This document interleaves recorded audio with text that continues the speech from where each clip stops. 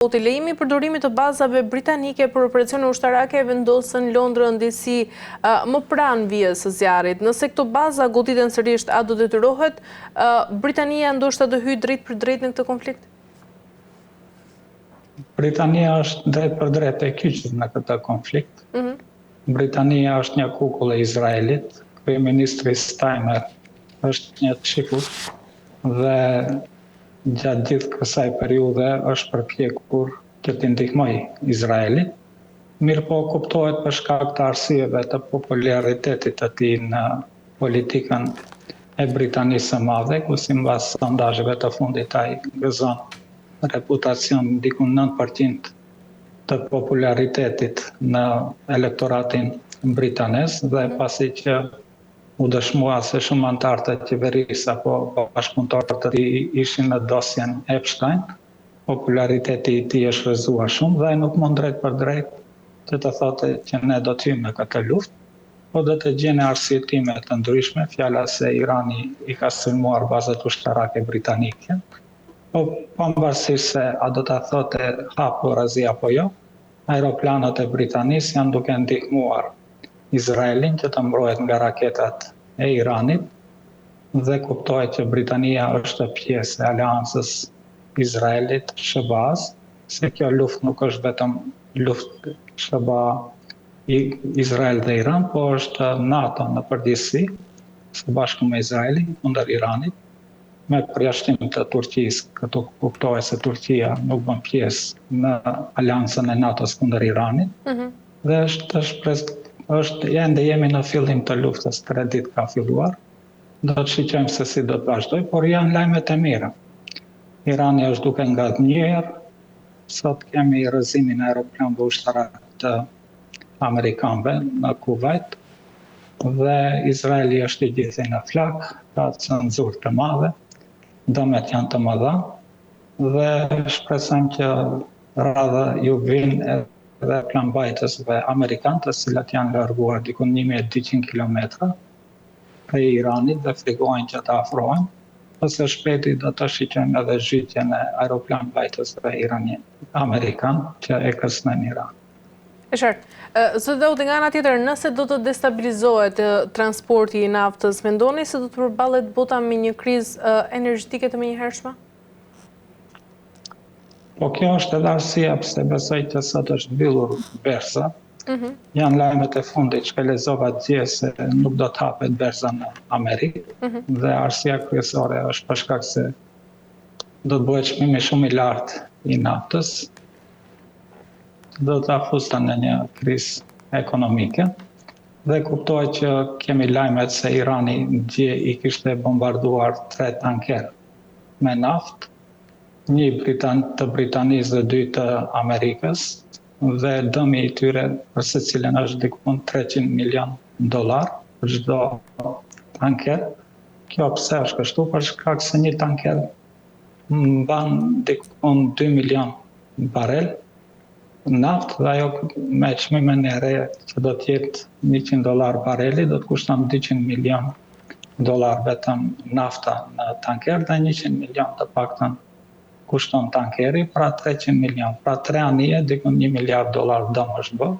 dhe kush do ta paguajë atë dëm? Dëm duhet ta paguajnë agjencionet e sigurimit. Dhe tani kuptohet që një agjencion e sigurimit nëse paguan $1 miliard brenda disa minutave, ata do ta ndërpresin sigurimin që anije të shkojnë dhe të marrin naftë, dhe kështu që 90% e naftës që Japonia e merr prej atij rajoni nuk do të ketë më naftë, Korea e Jugut nuk do të ketë më naftë, dhe Kina po ashtu 30% e naftës e merr nga Irani dhe 20% ndoshta nga shtetet tjera si Arabia Saudite dhe Iraku, dhe gjithë kjo do të afusë botën në një krizë ekonomike. Po kuptohet që nëse zgjaten shkurtimisht kjo luftë, kjo nuk do të jetë rasti për shkak se këto shtete që përmenda, të gjithë kanë rezervat të naftës, e kanë parapasur në një rast të krize, ata kanë të paktën për 200 ditë naftë që pa ndërprerë të zhvillohet ekonomia e tyre, dhe nuk do të kemi një krizë botërore. Po Irani planifikon që ta zgjasë këtë luftë, dhe nëse zgjat kjo luftë me muaje, atëherë do të shiqem një sesion global në të gjithë botën. Qartë, zë të nga ana tjetër, mendoni se mund të shndrohet Libani në epiqendrën e një konflikti shumë të madh pasi shkëmbimi i zjarrit mes Izraelit dhe Hezbollahut rrit sigurisht tu edhe rrezikun e luftës në dy fronte? Po tash Libani kur e përmendin duhet ta ndajmë se kemi Libani jugor dhe pjesa tjetër. Interesi i Izraelit është Libani jugor, pra Libani jugor apo edhe Beiruti jugor i ka noset një rrezik si Gaza.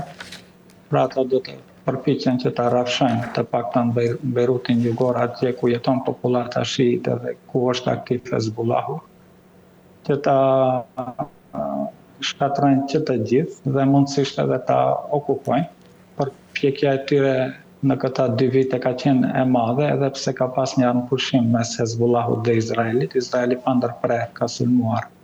Libanin jugor dhe i ka vrarë shumë ushtarë dhe epror të Hezbollahut. Ka qenë e suksesshme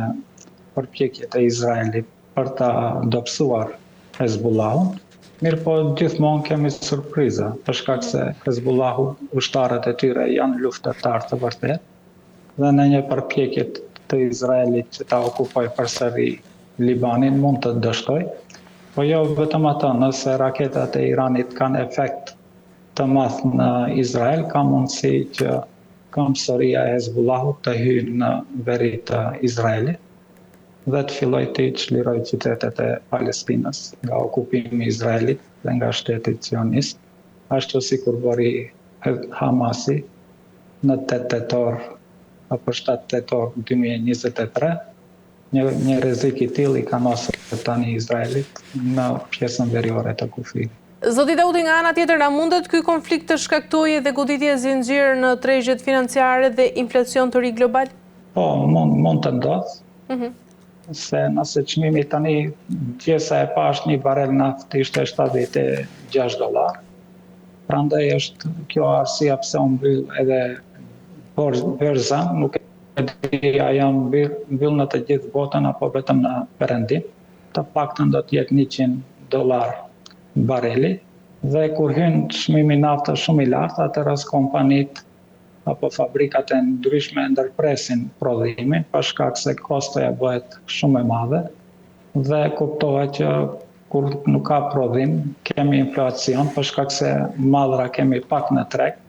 dhe rritet çmimi dhe kjo ndikon në rritjen e inflacionit. Dhe kjo është frika më e madhe e presidentit Trump, për shkak se ai kur ndërmori këtë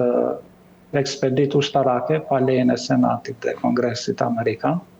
ai tha që do të jetë shumë e lehtë puna jonë dhe si duket nuk i doli hesapi i shtëpisë, nuk doli në pazar. Kjo luftë mund të zgjatet për shkak se tani Irani refuzon që të negociojë dhe kjo mund të ndikojë që të rritet inflacioni dhe nëse rritet kriza apo spellohet kriza në SBA, atëherë rrezikohen që t'i humbë edhe zgjedhjet këtë vit për Senatin apo dhomën e përfaqësuesve dhe Senatin. Prandaj përpiqet tani SBA-ja që të dërgojnë ndërmjetësues që ta bindin Iranin që të ulet në masën e në tavolinën e bisedimeve dhe t'i pranoj kushtet e SBA-s. Tani Trumpi ndihet fitimtar, triumfues për shkak se arriti që ta vrasë liderin suprem të Iranit. Po me këtë rast për shkak se është lajm i freskët, pra u vra dje u dëshmua. Unë besoj që kjo është një lajm i mirë për iranësit, vrasja e liderit të Iranit, për shkak se në videot e mëparshme kam thënë që nëse ka ndonjë tradhtar në Iran, ai është lideri suprem i Iranit dhe ai është shkaktar i kësaj lufte, për shkak se nëse Irani kishte bombën atomike që lehtësisht mund ta prodhonte, nuk do ta sulmonte Izraeli dhe SBA-ja dhe të gjithë shtetet tjera Iranin, po iranësit do të jetonin në një paqe dhe në një prosperitet ekonomik. Prandaj besoj që lideri i ri i Iranit që do të zgjidhet, brenda 1 jave, 2 jave, ta formoj bombën atomike, ta krijoj për shkak se e kanë uraniumin, i kanë centrifugat, i kanë shkencëtarët, dhe përderisa nuk janë vrarë edhe shkencëtarët tjerë nuklear, nuk janë shkatruar gjithë centrifugat, dhe nuk është dorëzuar Irani, për shkak se qeveria e Iranit ishte gati që të dorëzohet dhe ta dorëzoi gjithë uraniumin, pra kemi një qeveri tradhtare në pushtetin e Iranit.